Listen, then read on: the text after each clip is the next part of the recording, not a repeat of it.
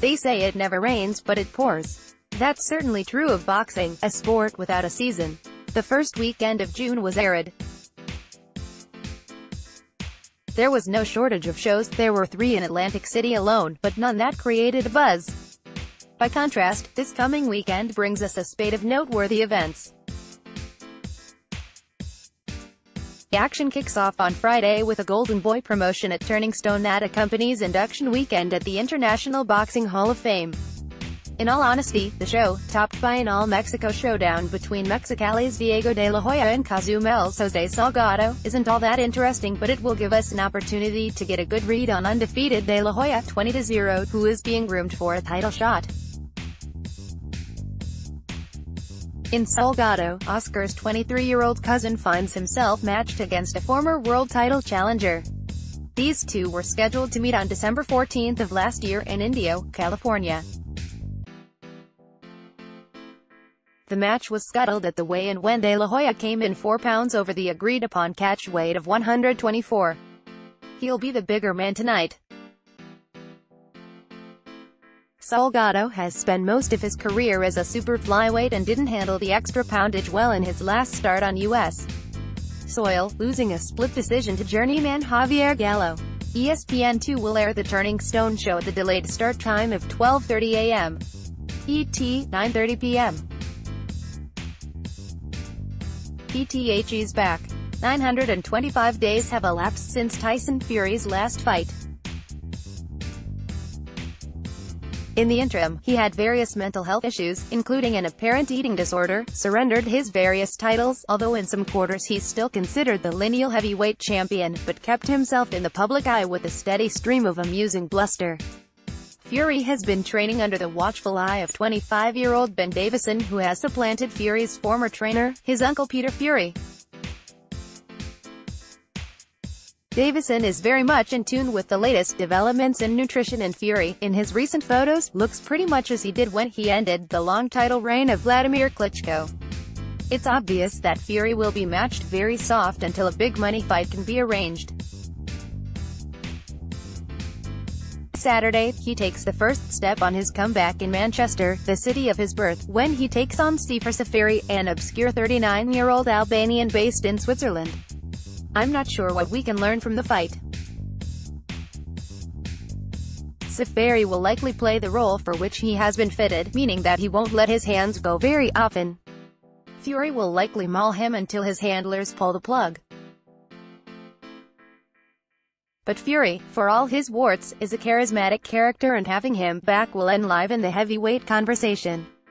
In the co-feature, Manchester southpaw Terry Flanagan, 33-0, 13 KOs, faces Maurice Hooker, 2-3-0-3, 16 KOs, for the vacant WBO 140-pound title.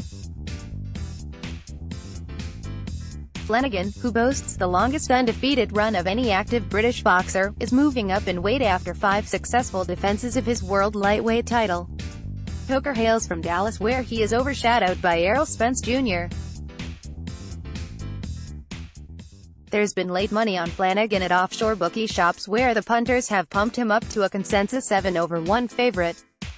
On Saturday in the U.S., 2 big shows go head-to-head out west.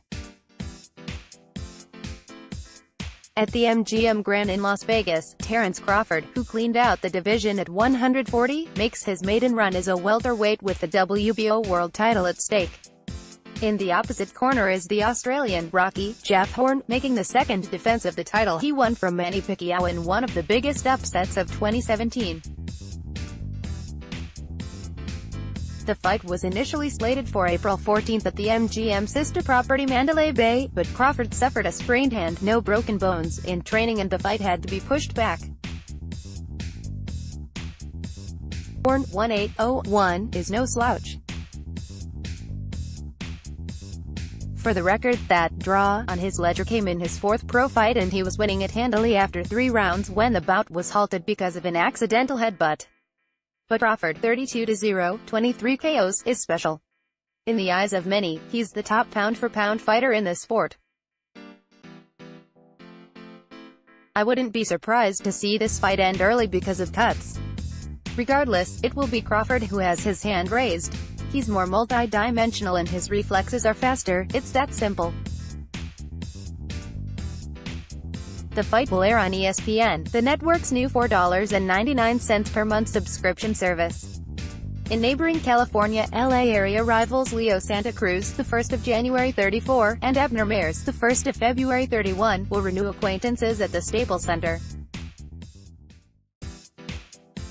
In their first meeting, in August of 2015, also at the Staples Center, Santa Cruz won a majority decision in a spirited and bloody 12-round fight before an announced crowd of 13,109.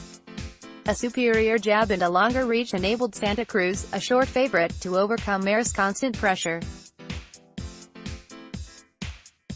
In the co-feature, Jermell Charlo, 30-0, makes the third defense of his WBC 154-pound title against former title holder Austin Trout, 31-4.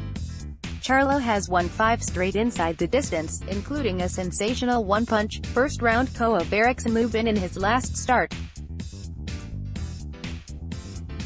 Trout, a southpaw, has seldom been in a bad fight.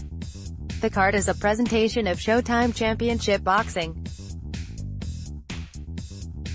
Check out more boxing news on video at the Boxing Channel. To comment on this article at the Fight Forum, click here.